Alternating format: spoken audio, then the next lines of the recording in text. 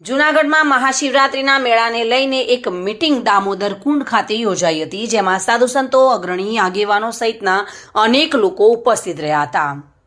જૂનાગઢ ગિરનારમાં મહાશિવરાત્રિ મેળો યોજાવા આડે હવે ગણતરીના કલાકો બાકી રહ્યા છે, ત્યારે ભવનાથમાં સાધુ સંતો અને સમાજના અગ્રણીઓની એક મહત્વની બાબતને લઈને બેઠક યોજાઈ હતી. તેમાં મહાશિવરાત્રિના મેળામાં કોઈ પણ વિવાદિત લોકોને સ્ટોલ ન આપવા તેમજ આવા લોકો મેળામાં ન પ્રવેશે તેની તકેદારી જેવી કે અન્ય મુદ્દાઓ પર ચર્ચા કરવામાં આવી હતી. આ અંગે મિટિંગોમાં ચર્ચા વિચારણાઓ કરી હતી અને આ મિટિંગમાં સાધુ સંતો સમાજના અગ્રણીઓની ઉપસ્થિતિમાં ગિરનાર ભવનાથના અગ્રણી સંત મહેશગીરી બાપુએ જણાવ્યું હતું કે ગિરનારની પવિત્રતા જળવાઈ રહે તે માટે વહેલી તકે આ વિસ્તારને વેજ ઝોન જાહેર કરી તેનો તાત્કાલિક અમલ કરાઈ.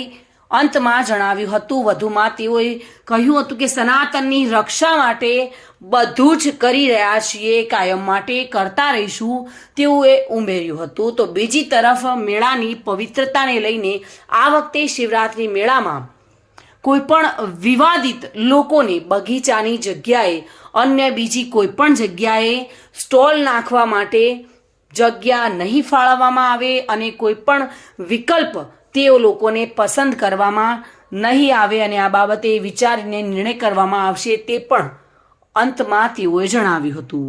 રાવલિયા મધુ સાથે bureau report, today Gujarati news.